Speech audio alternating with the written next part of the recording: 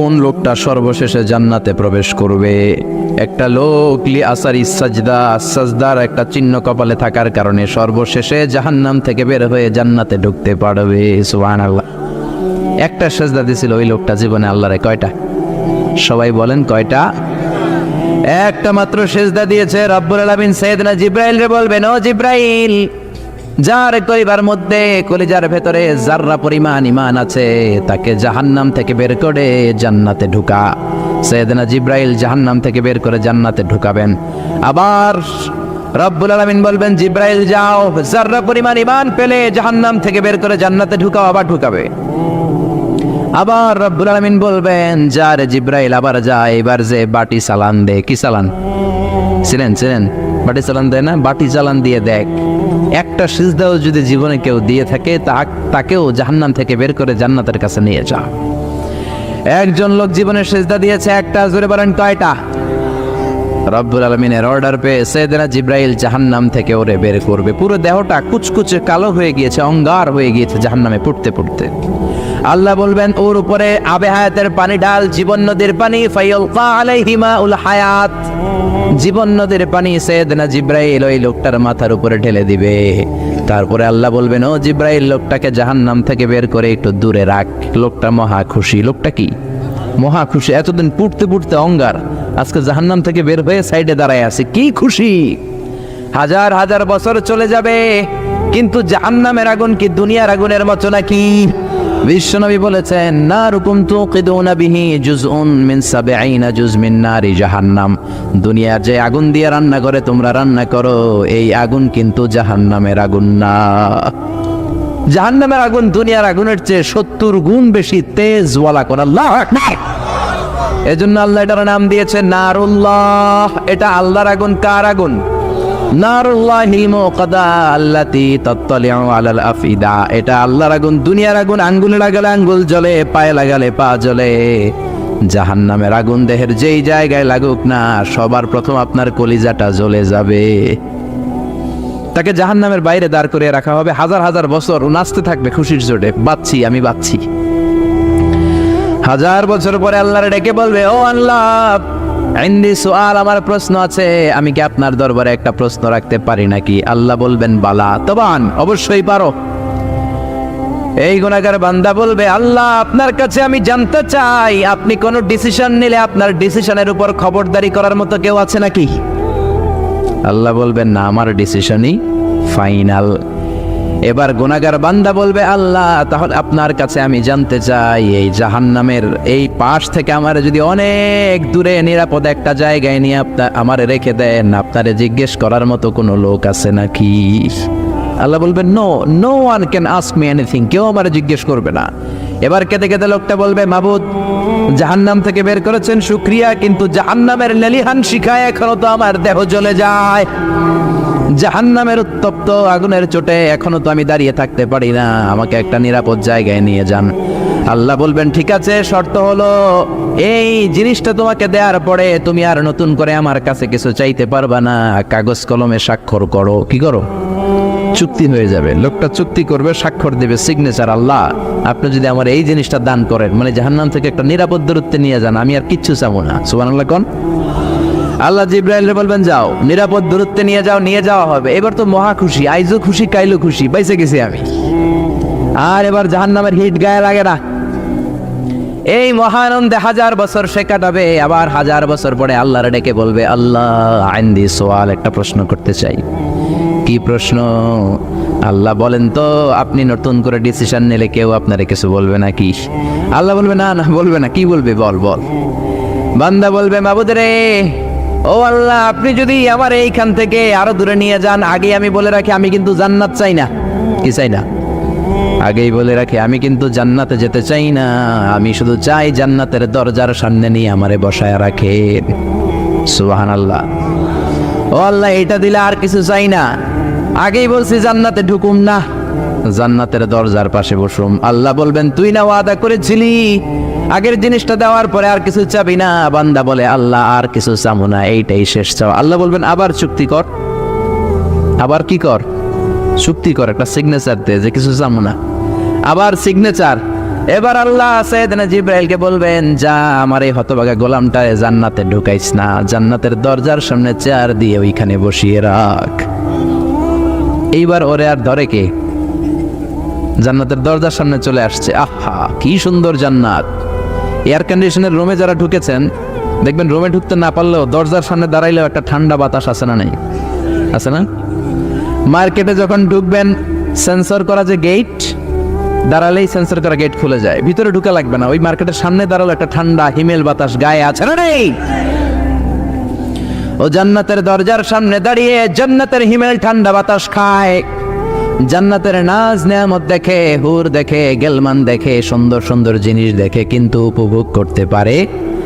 জান্নাতের ভেতর বিশাল বিশাল পালঙ্ক দেখে, সোফা দেখে, খাবার দেখে, হুর দেখে, জান্নাতের মধ্যে নদী দেখে, জান্নাতের মধ্যে ঝর্ণা দেখে। ঝর্ণা ঝর্ণা ঝর্ণা রে, বলনা বলনা বলনা রে, কার বিরহে পাগল পাড়া তুই, কার মিলনে ফুল ফসলে ভরা রে তোর দুকুল ভুই, কার মিলনে ফুল ফসলে ভরা রে তোর দুকুল ভুই। ঝর্ণা ঝর্ণা ঝর্ণা রে, বলনা বলনা বলনা রে, কার বিরহে পাগল পাড়া তুই। সুবহানাল্লাহ পড়েন। জান্নাতের ঝর্ণা দেখে এসে অবাক। কুমিয়া, এত সুন্দর জান্নাত, মালা আইনুন রাত ওয়ালা উযুনুন সামিআত ওয়ালা খাতারা আলা কলবি বাশার, কেউ কোনোদিন দেখে নাই, কেউ কোনোদিন শুনে নাই, এত সুন্দর হতে পারে এটা কল্পনাও করতে পারে না। ঠিক কি না?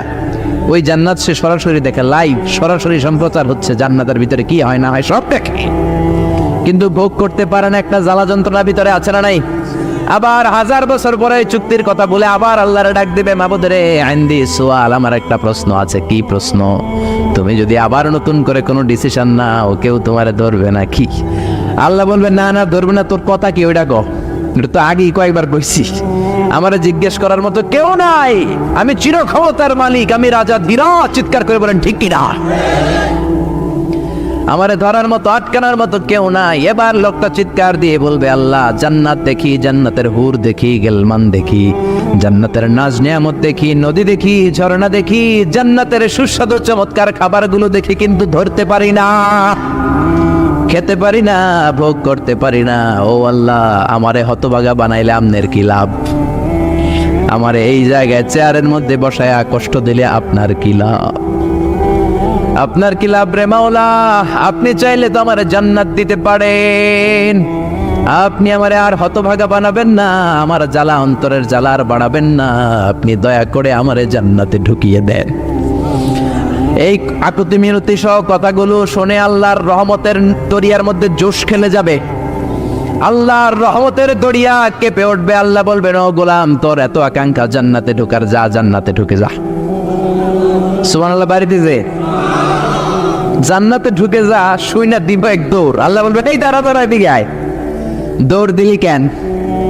আস্তে আস্তে ভদ্রভাবে গেলি না কেন? জান্নাতে কেউ তো অভদ্র আচরণ করে না, দৌড়াদৌড়ি করে না, আস্তে আস্তে গেলি না কেন? এবার বলবে, আল্লাহ অনেক সিস্টেমে আইছি, সিস্টেম কম করি নাই, অনেকগুলা সিস্টেম করেছি। আল্লাহ বলবেন, ওয়াই হাকিব না আদম, তোর ধ্বংস হোক, মা আগদার আমিনকা, তোর চেয়ে বড় গাদ্দার গোলাম আমি আর দেখি নাই। এতগুলা চুক্তি করলি আল্লাহর সাথে, এটা ভারত বাংলাদেশের বাণী চুক্তি না, এটা তোর সাথে বিশ্ব গভর্নমেন্ট আল্লাহর চুক্তি। জোরে কোন ঠিক কিনা? তুই আল্লাহর সাথে চুক্তি করিস, ওই চুক্তি ভঙ্গ করিস, তোর তো অনেক সাহস, তুই তো অনেক কিছু করতে পারবি। সে বলবে, আল্লাহ আবার নিয়ে আপনি কোনো কারণে কোনো অজুহাত দিয়ে বের করে দেন, একবার যদি ঢুকতে পারি, ওই চান্স নেয়ার জন্য দিছি দৌড়। আবার আল্লাহর রহমতের দরিয়ায় জোশ খেলে যাবে। আল্লাহ কাছে ডাকবে, এদিকে আয়, আমার বগলের নিচে আয়। সুবহানাল্লাহ পড়েন, এদিকে আয়। এবার আল্লাহ আদর করে ওরে বলবেন, তোর কি এত চাওয়া, বল কি চাস, কি লাগবে তোর? খুশির চোটে বলবে, আল্লাহ আমারে এটা দাও। আল্লাহ বলবেন, যা দিলাম। এবার বলবে, ওইটা দাও। কয়, যা দিলাম। আল্লাহ এটা দাও, এটা দাও, গাড়ি দাও, বাড়ি দাও, নারী দাও, সব দাও। আল্লাহকে যা সব দিলাম। এরপর কি চাস? কই এটা দাও। অনেক চাওয়ার পরে সে বলে, আল্লাহ আমার কাছে আর চাওয়ার লিস্টিতে আর কিছু নাই, আমার লিস্ট শেষ। আল্লাহ কয়, না, আজকে খেলা তো এত সহজে শেষ হবে না, তুই চাইতেই থাকবি। বুখারীর বর্ণনা, একটু বানিয়ে বলছি না, শুধু বঙ্গানুবাদ। তুই চাইতেই থাকবি, আমি দিতেই থাকবো, দেখি তোর কত চাওয়া আছে, তোর মনের জ্বালা যন্ত্রণা কতটুকু, তোর গভীরতা, জ্বালার গভীরতা কতটুকু, আমি আল্লাহ দেখতে চাই। কি আর করবে, অপারগ হয়ে আবার চাইবে আল্লাহ এটা দাও ওইটা দাও, চাওয়ার দরকার নেই তারপরেও চাই, কারণ আল্লাহ তো ছাড়ে না। এটা দাও ওটা দাও ওটা দাও, আল্লাহ সব দিবে। এবার আল্লাহ আর কিছু নেই, আল্লাহ বলবেন নো। এই খেলা এত সহজে শেষ করা যাবে? আরো আরো চাইতে শুরু করবে, চাইতে চাইতে শেষ, আল্লাহ সব দিয়ে ফেলবে। এবারও আবার আল্লাহ বলবে না, থামা যাবে না, আরো চা। এবার কয় আল্লাহ মাপ চাই, দোয়াও চাই, আমি আর কিছু লাগবে না। আল্লাহ বলবে গোলাম তোর কি লাগবে বল, যা তোরে আমি জান্নাত দিয়ে দিলাম। তোর জান্নাতটা কত বড় সাইজের হবে শোন, এই পৃথিবীটা সাইজে যত বড়, তোর জান্নাতটা বাকি সকল জান্নাতে যারা জান্নাতের ভেতরে রয়েছে তাদের জান্নাতের চাইতে তোর জান্নাতটা হবে সবচেয়ে ছোট, আসগর জান্নাত। আর তোর ওই জান্নাতটা হবে এই পৃথিবীর 10 গুণ। কোন সুবহানাল্লাহ। এজন্য আল্লাহর সেজদা দেওয়ার দরকার আছে না নাই? জিকির করার দরকার আছে না নাই? আল্লাহর কাছে চাওয়ার দরকার আছে না নাই? নাকি খাজা বাবার কাছে চাবেন, নাকি ল্যাংটা বাবা, নাকি পাগলা বাবা, নাকি লালন বাবা? চাইতে হবে একজনের কাছে। তিনি কে? সূরাতুল হুজরাত আপনাকে ভদ্র বানাবে। কি বানাবে? কি বানাবে? কথা বলেন, কি বানাবে? তাফসীর মাহফিলগুলোকে মনে করবেন ক্লাস, কি মনে করবেন? যিনি কথা বলছে শিক্ষক, আমরা সবাই কোরআনের ছাত্র, ঠিক কিনা? আপনাকে ভদ্র বানাবে, সমাজটাকে সুন্দর বানাবে। শেষ পর্যন্ত খেয়াল করে শুনতে হবে আমলের নিয়তে। ইনশাআল্লাহ পড়েন, পড়েন ইনশাআল্লাহ। আল্লাহ বললেন ইয়া আইয়ুহাল্লাযীনা আমানু লা তুকদ্দিমু বাইনা ইয়াদাইল্লাহি ওয়া রাসূলিহি ওয়াত্তাকুল্লাহ ইন্নাল্লাহা সামিউন আলীম। আল্লাহু আকবার।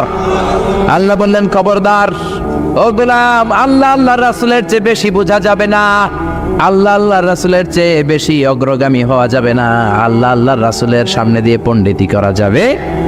আল্লাহ আল্লাহর রাসূল যা বলেছেন তাই ফাইনাল। আল্লাহ আল্লাহর রাসূল যে ডিসিশন দিয়েছেন এটাই ফাইনাল, ঠিক কিনা? কোন মুমিন মুমিনাতের জন্য এমনটা শোভনীয় নয়। আল্লাহ আল্লাহর রাসূল একটা ডিসিশন দিবে, তারপরে আবার আমাদেরও কথা থাকবে। আমাদের কোনো কথা থাকবে? আল্লাহরটাই ফাইনাল, রাসূলেরটাই ফাইনাল। চিল্লায় বলেন ঠিক কিনা? এজন্য আল্লাহ বললেন ওমা কানা লিমুমিনিন ওয়ালা মুমিনাতিন ইযা কাদাল্লাহু ওয়া রাসূলুহু আমরান আন ইয়াকুনা লাহুমুল খিয়ারাতু মিন আমরিহিম।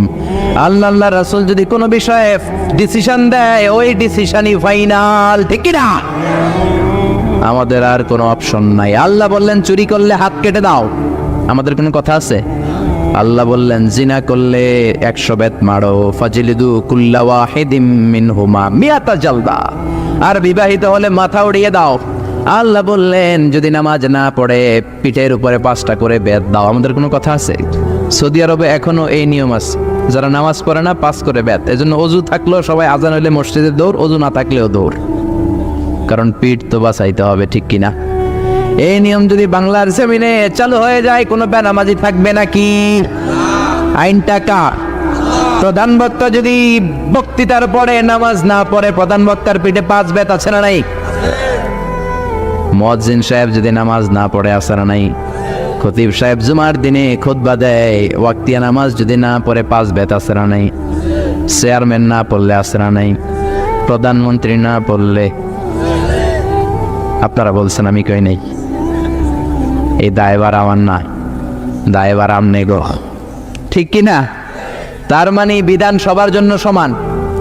যেই নামাজ না পড়বে তার পিছনে করি 5 বার, যদি 5টা করে বেত দেয়া যায়, 1 ওয়াক্ত ছাড়লে 5 বেত, 5 ওয়াক্ত ছাড়লে 5 5 25 বেত, তাহলে বাংলাদেশের মসজিদগুলো মুসল্লি দিয়ে ভরে দিত কে? এজন্য আল্লাহ বললেন ইয়া আইয়ুহাল্লাযীনা আমানু লা তুকদ্দিমু বাইনা ইয়াদাইল্লাহি ওয়া রাসূলিহি। আল্লাহ আল্লাহর রাসূল যেটা বলবে সেটাই ফাইনাল, যতটুকু ওনারা শিখিয়েছেন অতটুকুই। এজন্য আল্লাহ বললেন বিশ্বনবী যা দেয় ফাখুযুহু, এটাকে ধরো। ওয়া মা নাহাকুম আনহু ফান্তাহু, বিশ্বনবী যেটা থেকে নিষেধ করেছেন ওইটার কাছেও যাওয়া যাবে না, ঠিক কি না? কথা বুঝতে পেরেছেন তো? বুঝতে পেরেছেন? বিশ্বনবী যেটা দিলেন ওইটাই ইসলাম। বিশ্বনবী যতটুকু দিলেন সেটাই ইসলাম, এর বাইরে কোনো ইসলাম।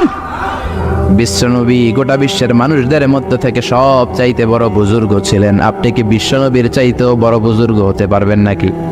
আপনি যদি বলেন আমি বিশ্বনবীর চাইতেও বড় মুত্তাকি হব, হতে পারবেন? কারণ মুত্তাকি এর চেয়ে আর হওয়াই যায় না, হওয়া যায়? এর চেয়ে বুজুর্গ আর হওয়াই যায় না। চিল্লায় বলেন ঠিক কি না? বোঝার চেষ্টা করেন। বুখারীর বর্ণনা, এক সাহাবী বললেন, উসাল্লিল লাইলা কুল্লা ফালা আনাম, আমি সারা রাত নামাজ পড়বো, আমি আর ঘুমাবো না। এক সাহাবী বললেন, আসুমুদ দাহরা কুল্লাহু ফালা উফতির, আমি সারা বছর রোজা রাখবো, রোজা ভাঙবো না। আরেক সাহাবী বললেন, আতাজিলুন নিসা, আমি মহিলাদের কাছেও যাব না, ফালা আনকিহু আবাদা, আমি জীবনে কোনো বিয়ে করব না। এই কথাগুলো বিশ্বনবীর কানে যাওয়ার পরে বিশ্বনবীর চেহারাটা আগুনের গোলার মতো লাল করে দিল কে? বিশ্বনবী সাহাবীদের ডাকলেন আর ধমক দিলেন, কে বলেছে এই কথা? সারা রাত নামাজ পড়বা, ঘুমাবা না? ওয়া ইন্নী আখশাকুম লিল্লাহি ওয়া আতকাকুম লাহু, আমি তোমাদের মধ্যে থেকে আল্লাহরে সবচেয়ে বেশি ভয় পাই। আমি হলাম ইমামুল মুত্তাকিন, আমার চেয়ে বড় মুত্তাকি কেউ নাই। আমি তো রাত্রে বেলায় ঘুমাই, আবার তাহাজ্জুদও পড়ি। তুমি কোন বড় বুজুর্গ হইলা রাতে না ঘুমিয়ে তাহাজ্জুদ পড়তে চাও? না ঘুমিয়ে সারা রাতের তাহাজ্জুদ কোনো তাহাজ্জুদই না, ঠিকই না? বিশ্বনবী আশার সালাতের পরে ঘুমিয়ে যেতেন। খেয়াল করে বুঝবেন, ইসলাম হচ্ছে ভারসাম্যপূর্ণ জীবন বিধান। It's a balanced religion ever in the world. পৃথিবীর সবচেয়ে ভারসাম্য কোড অফ লাইফ। বিশ্বনবীর নামাজ ছিল এশার সালাতের পরে, গল্পগুজব করতেন না, কিন্তু এশার সালাতের পরে আমাদের আড্ডাবাজি আসরা নাই। বিশ্বনবী এশার সালাতের পরে জরুরি কাজ থাকলে সেটা করতেন, তা না হলে ঘুমিয়ে যেতেন। মাঝ রাতে বিশ্বনবী তাহাজ্জুদের জন্য দাঁড়াতেন, 3-4 ঘন্টা তাহাজ্জুদ পরে ফজরের আগে আবার ঘুমিয়ে যেতেন। ছোট্ট ঘুম, এটার বলে পাওয়ার ন্যাপ। এই পাওয়ার ন্যাপ নিয়ে ঘুম থেকে উঠে ওযু সারা ফজরের 2 রাকাত সুন্নত পড়তেন, তারপরে মসজিদে নববীতে ঢুকে ফজরের 2 রাকাতের ইমামতি করতেন। সুবহানাল্লাহ। বিশ্বনবী এমন নবী, তিনি ঘুমালে তার ওযু ভাঙতো। এটা ছিল বিশ্বনবীর রাতের নামাজ। ঘুমাতেন, নামাজ পড়তেন, ঘুমাতেন, নামাজ পড়তেন। এই জন্য আপনি যদি মুত্তাকি হতে চান, আপনি যদি আল্লাহওয়ালা হতে চান, আপনি যদি বুজুর্গ হতে চান, রাত্রে আপনারে ঘুমাতে হবে, তারপরে নামাজ। বিশ্বনবীর পুরো জিন্দেগিতে সারা রাত তাহাজ্জুদ পড়ছে, এরকম একটা হাদিসও নাই। চিল্লা এখন ঠিক না? কারণ ওয়া ইন্নালি জাসাদিকা আলাইকা হাক, আপনার দেহেরও একটা হক আছে না নাই? বিশ্বনবী বললেন, রাতে ঘুমাবা, মাঝ রাতে তাহাজ্জুদ পড়বা। কুমিল লাইলা ইল্লা কালিলা নিসফাহু আও ইনকুস মিনহু কালিলা, হয় রাতের অর্ধেক পড়ো বা তার চেয়ে কিছু কম পড়ো, কবুল করে নিবে কে? কথা বুঝতে পেরেছেন? বুঝতে পেরেছেন? তার মানে বিশ্বনবীর চাইতে বেশি বড় বুজুর্গ হওয়া চলবে। যে সাহাবী বললেন আমি সারা বছর রোজা রাখবো, তারও বিশ্বনবী ধমক দিলেন। কি দিলেন? বিশ্বনবী বললেন, আমি বিশ্বনবী হয়েও সপ্তাহে 5 দিন আমি পেট ভরে খাই, খালি রোজা রাখি 2 দিন। জোরে বলেন কয়দিন? বিশ্বনবী সোমবার রোজা রাখতেন, বৃহস্পতিবার রোজা রাখতেন, বাকি 5 দিন খাইতেন, ঠিক কিনা? আবার বিশ্বনবী বললেন, আমি মাসে স্পেশাল রোজা রাখি 3টা, আইয়ামুল বিদ, 13, 14, 15 রোজা আছে না নেই? রোজা রাখলে এগুলা রাখবা। এর চেয়েও যদি কেউ বেশি সিয়াম পালন করতে যাও, তার জন্য সিয়াম হলো দাউদ আলাইহিস সালামের সিয়াম। উনি একদিন রোজা রাখতেন, আরেকদিন রাখতেন না, আরেকদিন রাখতেন, আরেকদিন রাখতেন না। শ্রেষ্ঠ রোজা এটা, এর চেয়ে শ্রেষ্ঠ হতে পারে না। আপনি যদি করেন না আমি টানা 30 দিন রাখবো, এটা শ্রেষ্ঠ না। বুঝতে পেরেছেন? মাগরিবের সালাত 3 রাকাত ফরজ, আপনি যদি করেন না আমি 10 রাকাত পড়ুম, কবুল হবে? কবুল হবে? কবুল হবে? কারণ বিশ্বনবী শিখায় নাই, ঠিক কি না? বিশ্বনবী যেটা শিখায় নাই ওইটা ইসলাম না। বিশ্বনবী যেটা শিখিয়েছেন ওই পন্থায় অল্প আমল করলেও কবুল করে নিবে কে? আরেক সাহাবী বললেন, আতাজিলুন নিসা, আমি মহিলাদের কাছে যাব না, আমি কোনো বিয়ে করব না। বিশ্বনবী তারও ধমক দিলেন। বিশ্বনবী বললেন, আমার তো বউ 13টা, এই 13টা বউ রাখার পরও আমার তো বুজুর্গি একটু কমে নাই। বউদের সাথে মেলামেশা করার কারণে বিশ্বনবীর বুজুর্গ কমছে নাকি? ওনার তাকওয়ার ঘাটতি হয়েছে নাকি? কথা বুঝতে পেরেছেন? এজন্য আল্লাহর ওলি হতে হলে বিয়ে করেই হতে হবে, সন্তান নিয়েই হতে হবে। চিল্লায়া বলেন ঠিক কিনা? বিশ্বনবী বলেন, আমার বউ 13টা, আমার তো বুজুর্গি কমে নাই। আর নিকাহ মিন সুন্নতি, বিয়ে করা হলো আমার সুন্নাত। ফামান রাগিবা আন সুন্নতি ফালাইসা মিন্নি, যে আমার সুন্নতকে ভালোবাসে না সে আমার উম্মত হতে পারে। এই বিবাহটা শুধু নবীর সুন্নত না, সব নবীর সুন্নত। সাইয়েদনা আদম থেকে শুরু করে up to the day of judgment, বিশ্বনবী পর্যন্ত যত নবী এসেছে সব নবী বিয়ে করেছে, ঠিক কি না? ঠিক কি না? খেয়াল করে বুঝেন। আরবাউন মিন সুনানিল মুরসালিন, আরবাউন মিন সুনানিল মুরসালিন, 4টা সুন্নাত আছে, যেই 4টা সুন্নাত সব নবীদের মধ্যে পাওয়া যায়। কয়টা? জোরে বলেন, আরো জোরে, কয়টা? 1 নম্বরে হলো নিকাহ, সব নবীরা বিয়ে করেছেন। কিছু বর্ণনায় পাওয়া যায় সাইয়েদনা ঈসা আলাইহিস সালাম আর ইয়াহইয়া আলাইহিস সালাম ছাড়া। তো ঈসা আলাইহিস সালাম তো এখনো মরেন নাই, মরছে? দাজ্জালকে মারার জন্য এসে 40 বছর থাকবে। ওই 40 বছরে করবেন কি করবেন না এই মর্মে কিছু তো আমাদের জানা নাই, তাহলে চুপ থাকতে হবে, ঠিক কি না? তাহলে সব নবীরা বিয়ে করেছেন। 2 নম্বরে হলো সব নবীরা খেতান করে এসেছেন সুন্নাতে খাতনা। সব নবীরা সুন্নাতে খাতনা করেছেন কি করেন নাই? 3 নম্বর, সব নবীরা মেসওয়াক করতেন। আপনারা মেসওয়াক করেননি? করেন নাকি খালি ব্রাশ দিয়ে গুতান? ব্রাশ তো দিবেনই, মেসওয়াকও করবেন পিলু গাছের শিকড় দিয়ে, জাইতুনের শিকড় দিয়ে। বাংলাদেশে তো নিম গাছের অভাবই নেই। কেটে কেটে মেসওয়াক করবেন, দাঁতগুলোকে সুন্দর রাখবে কে? বিশ্বনবী বলতেন, লাউলা আনা শুক্কা আলা উম্মতি লামারতুহুম বিসওয়াকি ইনদা কুল্লি সালাতিন। আমি যদি আমার উম্মতের উপর কষ্ট মনে না করতাম, প্রত্যেক নামাজের আগে মেসওয়াক করাটা আমি ফরজ করে দিতাম। বিশ্বনবীর জীবনের সর্বশেষ আমল ছিল মেসওয়াক। খেয়াল করে শুনেন, বিশ্বনবী যে আমলটা করে শেষ নিঃশ্বাস ত্যাগ করেছেন, এটা ছিল মেসওয়াকের আমল। বিশ্বনবী হুশ হয় বেহুশ হয়। সোমবার দিন প্রচন্ড জ্বরে বিশ্বনবী কাঁপতে শুরু করলেন। মা আয়েশারে বললেন, ও আয়েশা একটা মেসওয়াক দাও। দেওয়ার পরে বিশ্বনবী মেসওয়াক করতে পারেন না, এত দুর্বল, নিজের মেসওয়াক নিজে চাবাতে পারেন না। মা আয়েশা চাবিয়ে দিলেন, বিশ্বনবী মেসওয়াক করলেন। ইন দ্য মিন টাইম সাইয়েদনা জিব্রাইল চলে আসলেন, এসে বললেন, ইয়া রাসূলুল্লাহ, 1000 বার 24,000 বার আমি আপনার কাছে এই দুনিয়ায় এসেছি, আমার সাথে কেউ আসে নাই। আজকে আমি একা আসি নাই, সাথে আরেকজন আছে। ওই লোকটা কারো কাছে যাওয়ার আগে কোনোদিন অনুমতি নেয় না গো নবী গো, কেবলমাত্র আজকে আপনার কাছে অনুমতি চায়। আপনি যদি অনুমতি দেন, ওই লোকটা আপনার সাথে দেখা করতে চায়। কে সে? মালাকুল মাউত।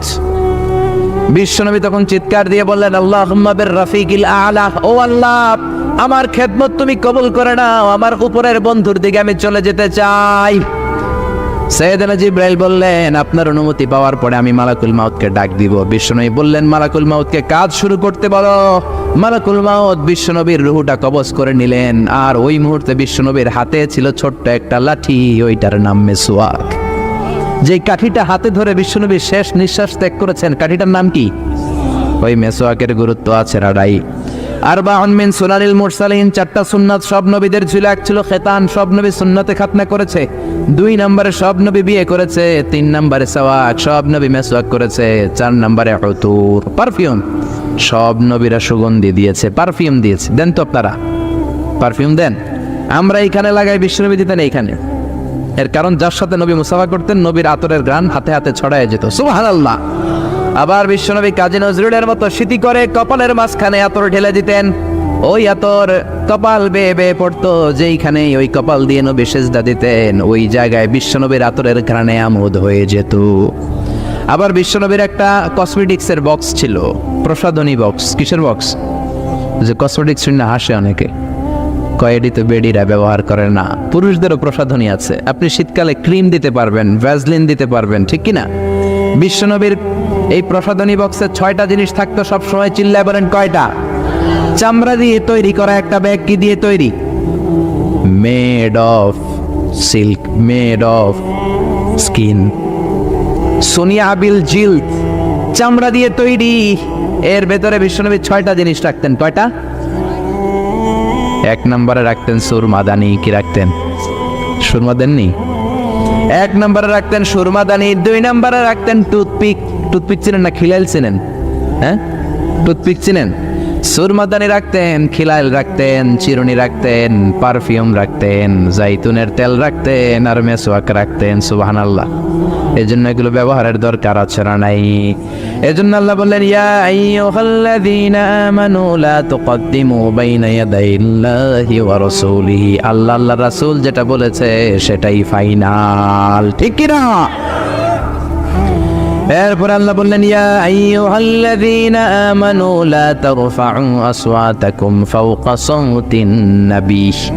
ও ঈমানদারেরা, শোনো শোনো, খবরদার, নবীর কণ্ঠের চাইতে যাতে তোমাদের কণ্ঠ বড় না হয়। যদি তোমাদের গলা নবীর গলার চাইতে বড় হয়, আন তাহবাতা আমালুকুম ওয়া আনতুম লা তাশউরুন, তোমাদের আমলগুলো বাতিল করে দিবে কে? যতগুলো জিহাদ করেছো বাতিল, হজ যতগুলো করেছো বাতিল, নামাজ যত পড়েছো বাতিল। খবরদার, নবীর কণ্ঠের চাইতে উঁচু কণ্ঠ করা যাবে।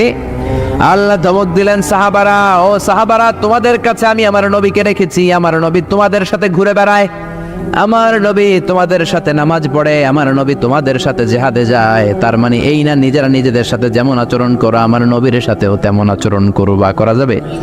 নিজেরা নিজেদেরকে যেমন ডাকো, ওই সলিমন্তি কেমন আছে, নবীরে ডাকা যাবে ও মোহাম্মদ কেমন আছো বলা যাবে? বরং নবীকে বলতে হবে ইয়া নবী আল্লাহ, নবীকে ডাকতে হবে ইয়া রাসূলুল্লাহ, নবীকে আদর করে সোহাগ করে সম্মান দিয়ে ডাকতে হবে ইয়া হাবিব আল্লাহ। ঠিক কিনা? ঠিক কিনা? এই আয়াতটার একটা ব্যাকগ্রাউন্ড আছে। বনি তামিম গোত্র এসেছে বিশ্বনবীর কাছে তাদের একজন লিডার বানানোর জন্য। কে হবে? বিশ্বনবী সাহাবাদেরকে নিয়ে মিটিংয়ে বসলেন। কিসে বসলেন? জোরে বলেন, কিসে বসলেন? সাহাবীদের নিয়ে মিটিংয়ে বসলেন। সাহাবীদেরকে বললেন কে হতে পারে ওদের লিডার, প্রস্তাব দাও। সাইয়েদনা আবু বকর বললেন আমার মনে হয় এই লোকটা হলে বেশি ভালো। ওমর কয় না আপনি বোঝেন নাই, এ হলে বেশি ভালো। আবু বকর কয় না ওমর আপনি বোঝেন নাই, আমি যারে কইছি এটাই ভালো। ওমর বলে না আমি যার কথা বলেছি সেই যোগ্য। আবু বকর বললেন না আপনি বোঝেন নাই। ওমর কয় না আপনি বোঝেন নাই।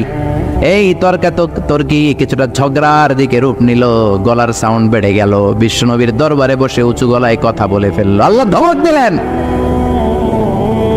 খবরদার লা তারফাউ আসওয়াতাকুম ফাওকা সাওতিন নবী। কার সাথে মিটিং এ বসেছো মনে রাখো, এটা যেন তেন মানুষ নয়, সাধারণ মানুষ নয়, অসাধারণ মানুষ। তিনি মানব কিন্তু মহামানব, তিনি নবী কিন্তু নবীদেরও নবী। ঠিক কি না? খবরদার নবীর সামনে বড় গলায় কথা বলো না, তাহলে তোমাদের আমলগুলো বাতিল হয়ে যাবে, টেরও পাবে না। এই ধমক দেওয়ার পরে, এই আয়াত নাজিল হওয়ার পরে কোনো সাহাবার আর নবীর সাথে কথা কয় না, সব সামনে দিয়ে হাঁটে কিন্তু কথা বলে ভয়ে। সব নামাজ বাতিল হয়ে যাবে, সব রোজা বাতিল হয়ে যাবে, সব জাকাতগুলো বাতিল হয়ে যাবে, এজন্য কথাই বলে না। বিশ্বনবী ডাক দিতেন ওমরের দিকে আসতেন, কথা জিজ্ঞেস করলে কানে কানে ফিস ফিস করে আমরা যেমনি কথা বলি সাইয়েদনা ওমর এই আয়াত নাজিল হওয়ার পরে কানে কানে ফিস ফিস করে কথা বলতেন। কানে কানে আমরা যখন কথা বলি যেমনি ফিস ফিস ফিস ফিস করে, সাইয়েদনা ওমর এই আয়াত নাজিল হওয়ার পরে এমনি ফিস ফিস করে বলতেন। বিশ্বনবী বুঝতেন না। বিশ্বনবী বলতেন কি বললা ওমর, জোরে বলো, জোরে বলো, জোরে বলো ওমর, জোরে বলো। 3 বার জিজ্ঞেস করা লাগতো। আল্লাহু আকবার। এই আয়াতের হুকুম আজও আছে, বিশ্বনবী নাই কিন্তু আমাদের আব্বা আম্মা বেঁচে আছে না নাই? আব্বা আম্মার সামনে বড় গলায় কথা বলা যাবে, শিক্ষকদের সামনে যাবে, এই ইসলামী আন্দোলনের বড় আমিরের সামনে কথা বলা যাবে, আধ্যাত্মিক নেতা, ধর্মীয় গুরু, বড় শেখ মাশায়েখ আল্লামা এদের সামনেও বেয়াদবের মতো উঁচু গলায় কথা বলা যাবে? যারা হজ উমরা করেছেন তারা দেখেছেন এই আয়াতটা যেটা আপনাদের সামনে পড়লাম, বিশ্বনবীর কবরের উপরে আজও আয়াতটা লেখা আছে না নাই? আজও লেখা, ইয়া আইয়ুহাল্লাযীনা আমানু লা তারফাউ আসওয়াতাকুম ফাওকা সাওতিন নবী। খবরদার, নবীর দরবার বড় গলায় কথা বলা যাবে? মসজিদে নববীতে আপনি যদি বিশ্বনবীর সালাম দিতে চান, আপনারা যেই গেট দিয়ে ঢুকতে হবে গেটের নাম বাবুস সালাম। বাবুস সালাম দিয়ে যদি আপনি ঢোকেন বিশ্বনবীর সালাম দিতে পারবেন। ওইটাই হলো মসজিদে নববীর প্রথম কাতার।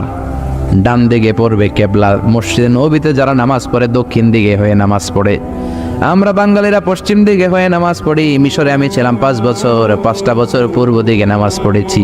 আসলে পূর্ব দক্ষিণ কোনো কথা না, কেবলা যে কাবা যেদিকে কেবলা ওইদিকে। ঠিক কিনা? বাংলাদেশ থেকে মক্কা হচ্ছে পশ্চিম দিকে, মদিনা থেকে মক্কা দক্ষিণ দিকে, মিশর থেকে মক্কা মানে কাবা পূর্ব দিকে। এই জন্য তারা পূর্ব দিকে হয়ে নামাজ পড়ে। বুঝতে পেরেছেন? আপনি হাঁটতে শুরু করবেন, বাবুস সালাম দিয়ে ঢুকে প্রথম কাতার, ডান দিকে কেবলা।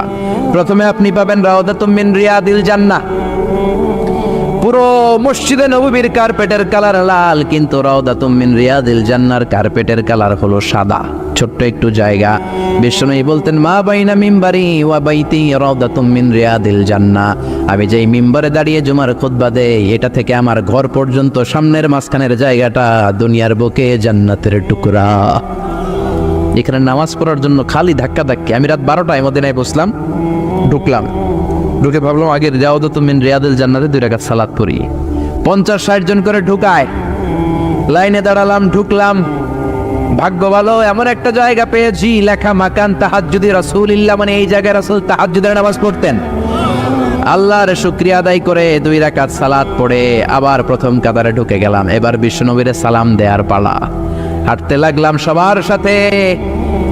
রাউদাতুম মিন রিয়াদিল জান্নার পরে ছোট্ট একটা জায়গা, এই জায়গায় সাইয়েদনা ঈসা আলাইহিস সালাম দুনিয়াতে আসার পরে, দাজ্জালকে হত্যা করার পরে 40 বছর দুনিয়াতে থাকার পর যখন ইন্তেকাল করবেন, বিশ্বনবীর বাম হাতের এই পাশের জায়গাটাতে ওনার সেখানে কবর দেয়া হবে। সুবহানাল্লাহ, ছোট্ট একটু জায়গা, কবর দেয়া হবে সেখানে। হাঁটতে লাগলাম, এরপরে বিশ্বনবীর কবর, লেখা মুহাম্মদ রাসূলুল্লাহ সাল্লাল্লাহু,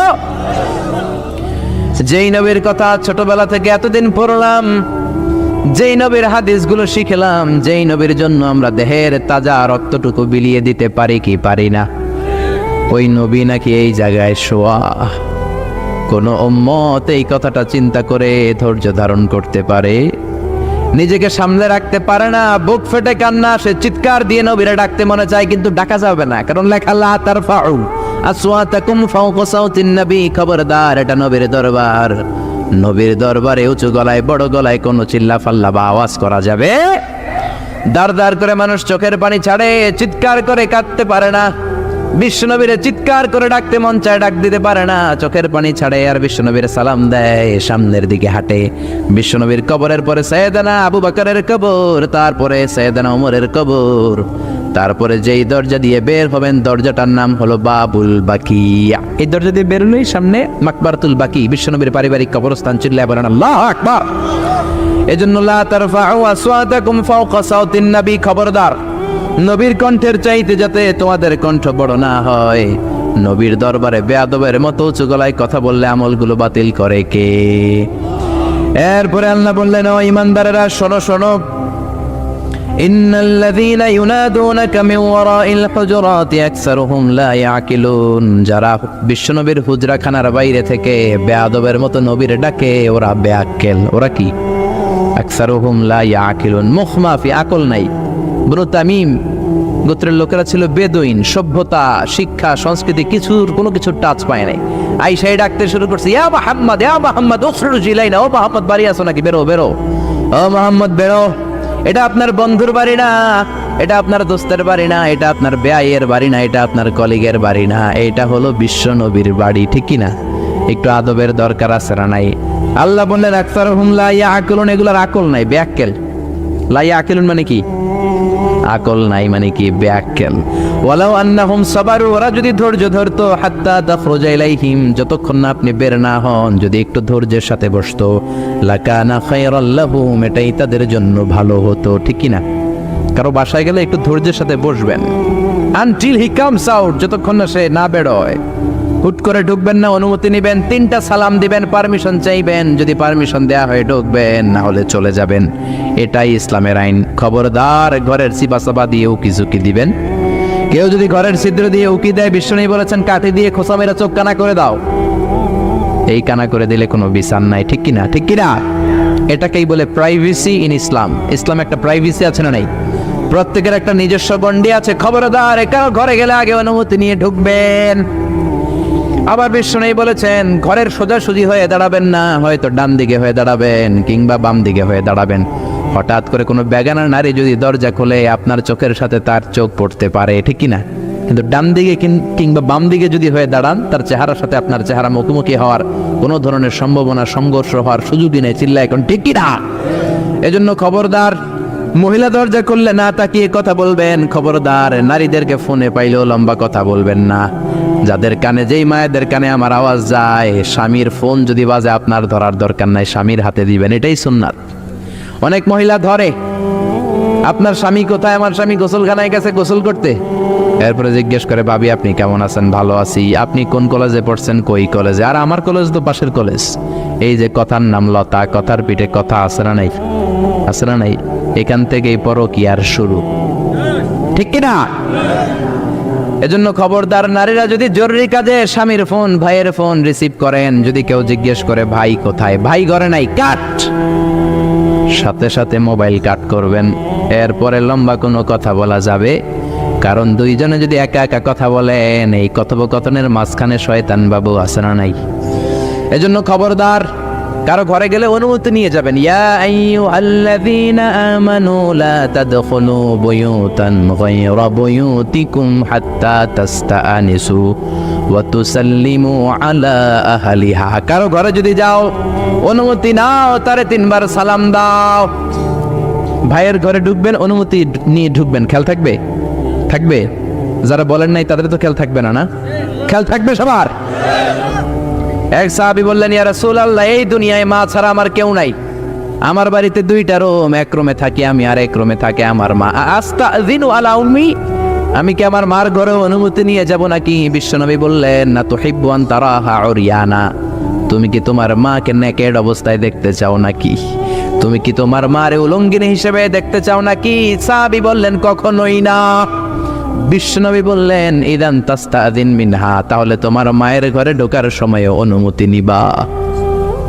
মায়ের ঘরে যদি অনুমতি নিয়ে পারমিশন নিয়ে ঢোকা লাগে, অন্যের ঘরে, ভাইয়ের ঘরে, বোনের ঘরে, হেডমাস্টার ওনার ঘরে, শিক্ষকের ঘরে, বেয়ায়ের ঘরে, খবরদার। এগুলো আমাদের সমাজটাকে শেষ করে দিয়েছে। লাজ শরমের কোনো বালাই আমাদের মাঝে নাই, ভদ্রতার কোনো বালাই আমাদের মাঝে নাই। ঢুকলে আগে পারমিশন নেবেন। কিনবেন পারমিশন নিয়ে ঢুকবেন। কারণ আপনার মা এমন অবস্থায় থাকতে পারে, হয়তো পাতলা পোশাক পরে শুয়ে আছে, বিশ্রামের সময় কাপড় চোপড় অল্প নিয়ে শুয়ে আছে। ওই অবস্থা উনি আপনার সাথে দেখা করতে চান না। আপনি যদি দরজায় নক করেন, আপনি যদি বলেন, আম্মাজি আমি ঘরে আসবো নাকি, আপনার আওয়াজ শুনে মা নিজেকে গুছিয়ে নিবে, চাদর টেনে দিবে গায়ের মধ্যে, আপনার সাথে দেখা করার একটা পরিবেশ করে তারপরে তিনি বসবেন। ঠিক কিনা? কত সুন্দর ইসলাম! সুবহানাল্লাহ। ফাইযা قضيت الصلاة فانتشروا في الأرض وابتغوا من فضل الله واذكروا الله كثيرا لعلكم تفلحون। সুবহানাল্লাহ পড়ে।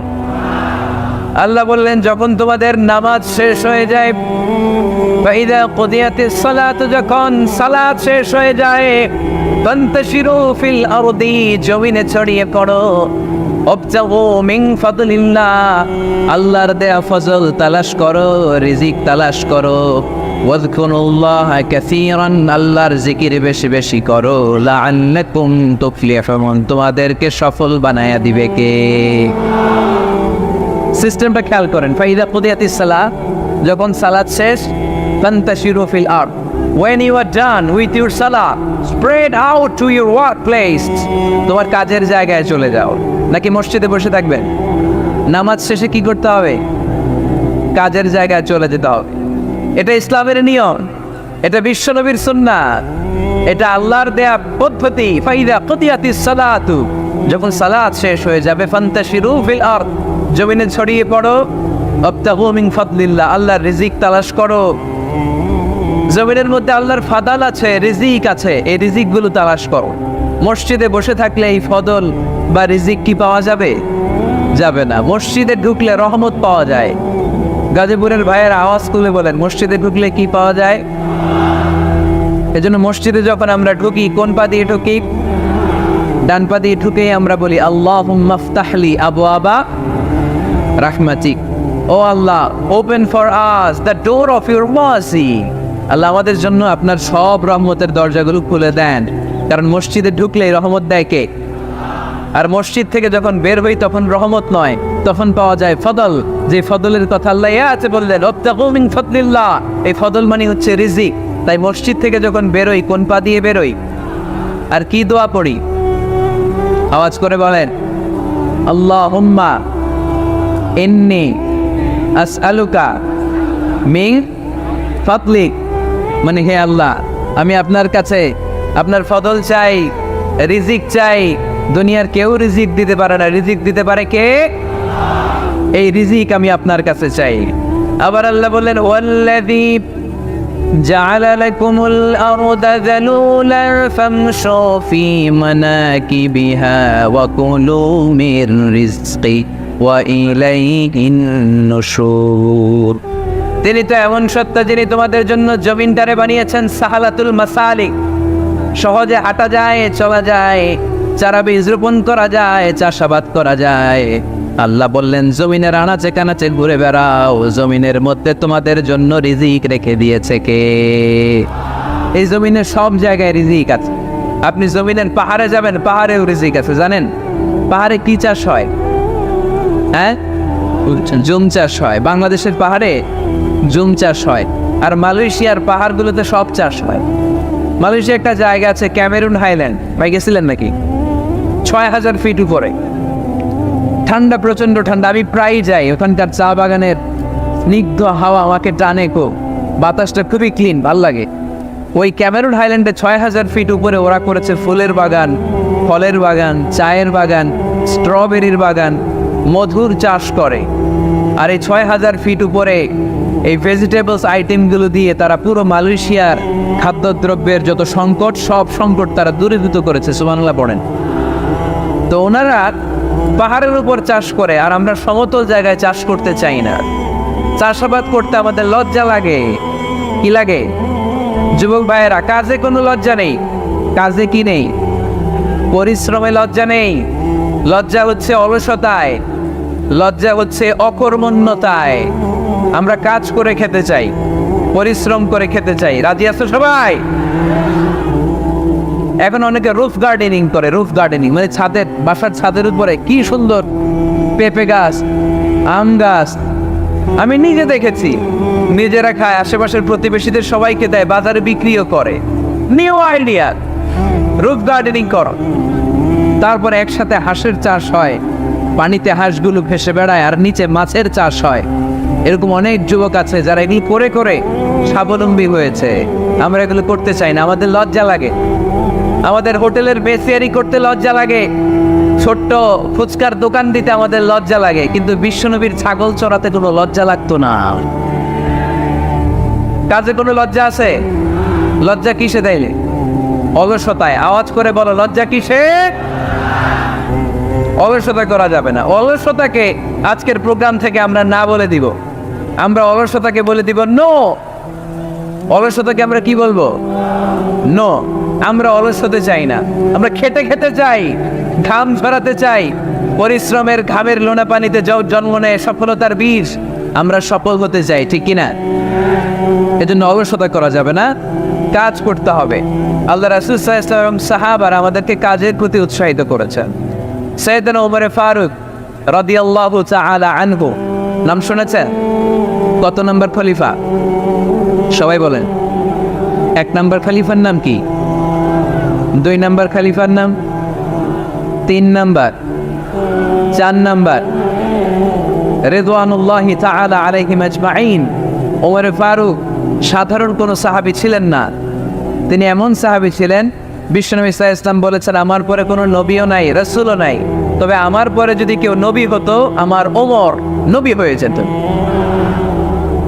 বিশ্বনবী বলছেন লা নবিয়্যা বা'দি ওয়ালা রাসূলা, আমার পরে কোনো নবী নাই, রাসূল নাই। লাউ কানা বা'দি নাবিয়্যুন লাকানা উমর, তবে আমার পরে যদি নবী হওয়ার কোয়ালিটি আমার কোনো সাহাবীর মধ্যে থেকে থাকে, আমার ওমরের মধ্যে সেই কোয়ালিটি আছে। প্রভু তুমি বলেছ রাসূল দেবে না, বলনি দেবে না ওমর, বলনি দেবে না হামজা তারি, খালিদ বিজয়ী সমর। প্রভু তুমি বলেছ রাসূল দেবে না, বলনি দেবে না ওমর, বলনি দেবে না হামজা তারি, খালিদ বিজয়ী সমর। প্রভু তুমি বলেছ রাসূল দেবে না। সুবহানাল্লাহ পড়েন। ওমর ফারুক রাদিয়াল্লাহু তাআলা আনহু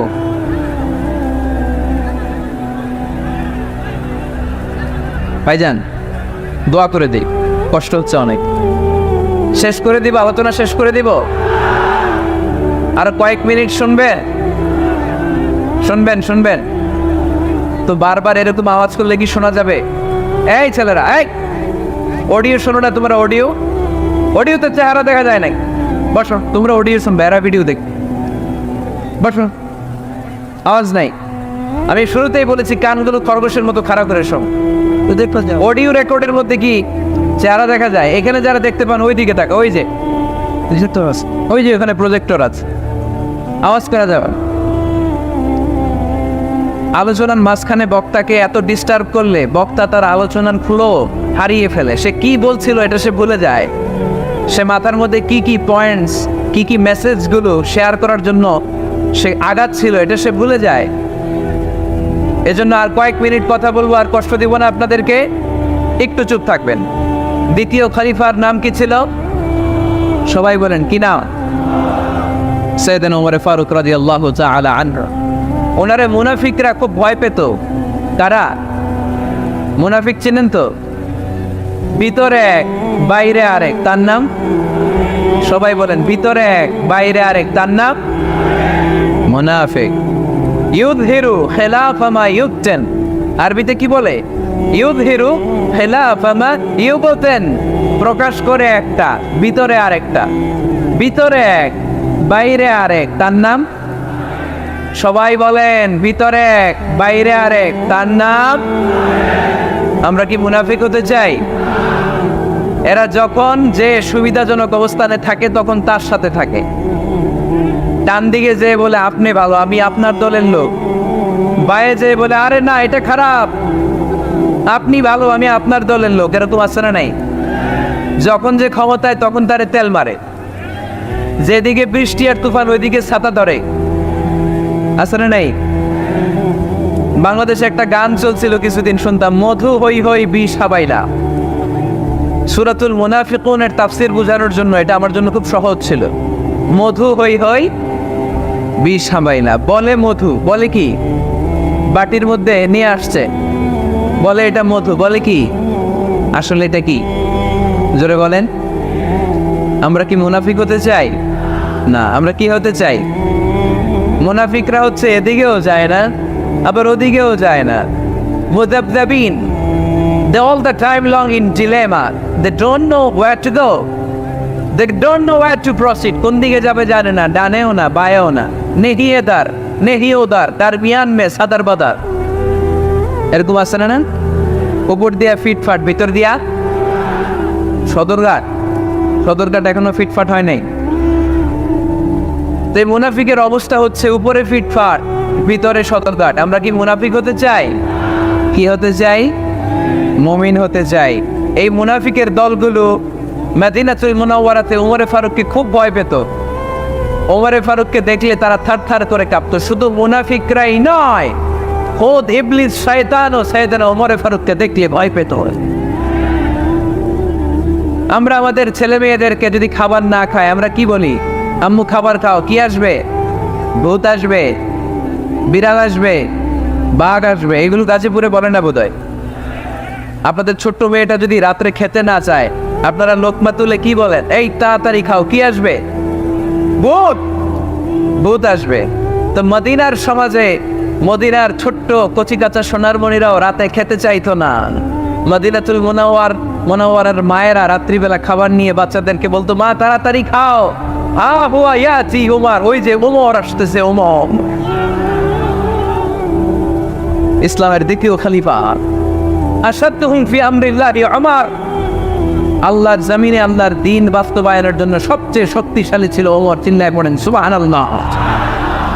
এই ওমর ফারুক রাদিয়াল্লাহু তাআলা আনহু যে রাস্তা দিয়ে হাঁটতো, শয়তান ওই রাস্তা রেখে দিয়ে অন্য রাস্তা দিয়ে হাঁটতো। মা সালাকা শাইতানু ফাজ্জান সালিকান ইল্লা সালাকা ফাজ্জান গায়রা ফাজ্জিক। বিষ্ণু বলতেন, ওমর শয়তান তোমারে দেখে এত ভয় পায়, তুমি যে রাস্তা দিয়ে হাঁটো শয়তান তোমারে দেখলে ওই রাস্তা রেখে দিয়ে অন্য রাস্তা দিয়ে হাঁটে। চিল্লায় পড়েন সুবহানাল্লাহ। এদিকে কি হয়েছে?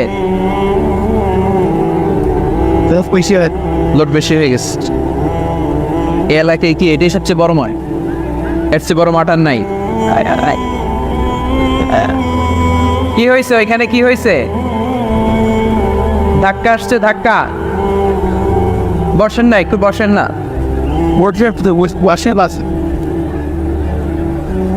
মন্ত্রী মহোদয় আসছে? মন্ত্রী মহোদয় আসতেছে উনি?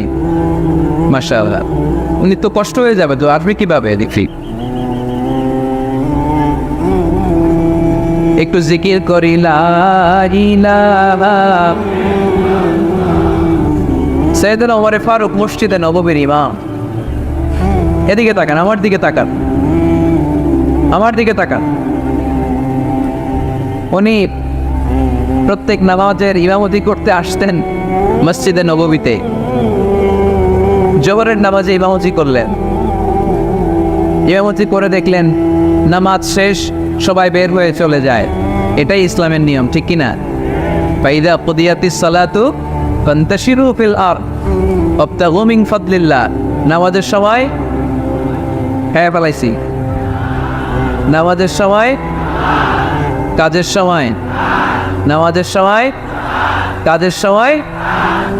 ফাইদা কুদিয়াতিস সালাহ, যখন নামাজ শেষ হয়, ফান্তাশিরু ফিল আরদ, জমিনে ছড়িয়ে পড়ো। এটা ইসলামের আইন। তার মানে আল্লাহ বুঝাতে চাইলেন নামাজের সময় মসজিদে চলে যাও।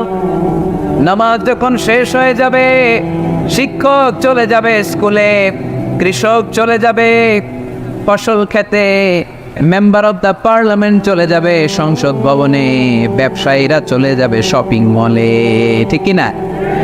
কাজে চলে যাও। ওমর ফারুক নামাজের ইমামতি করিয়ে নামাজ শেষ করলেন, সবাই চলে গেল।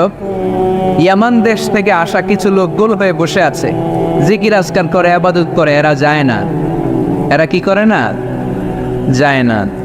আসরের নামাজে সাইয়েদনা ওমর ফারুক রাদিয়াল্লাহু তাআলা আনহু নামাজের ইমামতি করলেন। নামাজ শেষ, সবাই চলে যায়, এরা যায় না। মাগরিবের নামাজের পরেও এরা যায় না। এশার সালাতের পরেও এরা যায় না। এশার পরে উনি ধরলেন, মা বালুকুম মা খাতবুকুম, হোয়াটস রং উইথ ইউ ম্যান? তোমাদের কি সমস্যা? জোহর, আসর, মাগরিব, এশা প্রত্যেক সালাতের পরে সবাই যার যার কাজে চলে যায়, তোমরা যে যাও না? বাড়ি কই? বলি ইয়ামান। তো বসে থাকো কেন? কি করো? কই জিকির করি। কি করি? কি করি? জিকির আজকার করি, তাসবিহ তাহলিল পড়ি, ইবাদত করি। তো তোমরা যে যাও না, তোমাদের খাবার দেয় কে? খাবারের ব্যবস্থা হয় কোত্থেকে? তারা বলল, আমাদের জিকির দেখে, আমাদের বুজুর্গি দেখে আশেপাশের লোকেরা পাতিল ভরে খাবার নিয়ে আসে, ওই খাবার আমরা খাই। নাহনু আল মুতাওয়াক্কিলুনা আলাল্লাহ, আমরা আল্লাহর উপর তাওয়াক্কুল করে এখানে বসে থাকি। ওমর ফারুক বললেন, সর্বনাশ, তোমরা যদি মুতাওয়াক্কিলুনা আলাল্লাহ হও তাহলে কেমনে হবে? তোমরা তো মুতাওয়াক্কিলুনা আলাল্লাহ নাও, তোমরা হচ্ছে আল মুতাওয়াক্কিলুন বা'দুকুম আলা বা'দ, আল্লাহর উপর তাওয়াক্কুলকারী নয়। তোমরা যারা পাতিলের মধ্যে করে খাবার নিয়ে আসে তাদের উপর তাওয়াক্কুল করে বসে আসে, ঠিক কিনা? তোমাদের জিকিরও চলে, আবার মাথায় টেনশনও চলে, পাতিল কি ছোট আসবে না বড় আসবে, খাবারে আমার বাগেরটা থাকবে কি থাকবে না, টেনশন আছে না নাই? কারণ অন্যের উপর নির্ভরশীল, নিজের রান্না করে নাই, নিজে তো বাজার করে নাই, নিজের তো অ্যারেঞ্জমেন্ট বলতে কিছু নাই, আরেকজন যা দিয়ে যাবে ওইটা খাবে। ওমর ফারুক বুঝালেন, আরে বোকা, এটারে তাওয়াক্কুল বলে না। তোমার সাধ্যে যতটুকু আছে তার সবটুকুন করার পরে তুমি তাওয়াক্কুল করবে একজনের উপর। তিনি কে? এক সাহাবী বললেন, ইয়া রাসূলুল্লাহ, ইয়া হাবিবাল্লাহ সাল্লাল্লাহু আলাইহি ওয়াসাল্লাম, আমি অনেক দূর থেকে সফর করে এসেছি, এই যে আমার ওটের রশিটা, এটা ছেড়ে দিয়ে যদি আমি ঘুমিয়ে যাই, আল্লাহর উপর তাওয়াক্কুল করি, আমার ওটটা বসে থাকবে নাকি? বিষ্ণু বললেন, না, এটারে তাওয়াক্কুল বলে না। ওটের রশি রেখে দিয়ে ঘুমাইলে তোমার উট দৌড় দিবে। ইআকিলহা সুম্মা তাওয়াক্কাল আলাল্লাহ, ওটের রশিটা আগে দড়ি দিয়ে ভালো করে গাছের সাথে বাঁধবো, তারপরে তাওয়াক্কুল করবো একজনের উপর। তিনি কে? আগে বাঁধতে হবে, তারপরে তাওয়াক্কুল। আগে কাজ করতে হবে, তারপরে তাওয়াক্কুল। এক লোক বড় হুজুরের কাছে দোয়া চাইছে, হুজুর আপনি দোয়া করবেন আল্লাহ যেন আমার একটা ছেলে সন্তান দেয়। কি দেয়? কথা বুঝে নাই বোধহয়। কি দেয়? ছেলে সন্তান দেয়। তো হুজুর অনেক দোয়া করে দিছে, বড় হুজুর, আল্লাহ তারে তুমি ছেলে সন্তান দিও। তো ছেলে সন্তান হয় নাই। তার পরের বছর এসে আবার হাজির, হুজুর একটু দোয়া করেন আমার জন্য আল্লাহ একটা ছেলে সন্তান দেয়। হুজুর আবার দোয়া করলেন, কিন্তু ছেলে আর হয় নাই। পরের বছর এসে আবার হাজির, হুজুর একটু দোয়া করেন। কি দোয়া করবো বাপ? বলে, হুজুর দোয়া করেন আল্লাহ যেন আমার একটা ছেলে সন্তান দেয়। হুজুর আবার দোয়া করলেও। এর পরের বছর এসে আবার হাজির, হুজুর ছেলে সন্তান। হুজুরকে ঘটনা কি? ঘটনা কি? এর সন্তান হয় না কেন? বললো, বাবা তুমি কি বিয়ে করছো? কই না। তো বেটা বিয়ে না করলে তোর সন্তান হবে কোত্থেকে? আগে তো বিয়ের পর্বটা সার, তারপরে তাওয়াক্কুল করবি কার উপর? বিষ্ণু বললেন তাগদু খেমাসান তারুহু বেতানান, পাখিগুলোর মতো যদি সকালবেলা তাওয়াক্কুল করে বের হয়ে যাও, প্রতিটা পাখি, আপনাদের গাজীপুর এলাকায় পাখির বাসা আছে নাকি? কি পাখি আছে? বাবুই পাখি, হ্যাঁ কি পাখি? সব আছে। তো এই পাখিগুলো এই গাজীপুরের বিভিন্ন গাছপালার উপরে যে নিড় বানিয়েছে বাসা,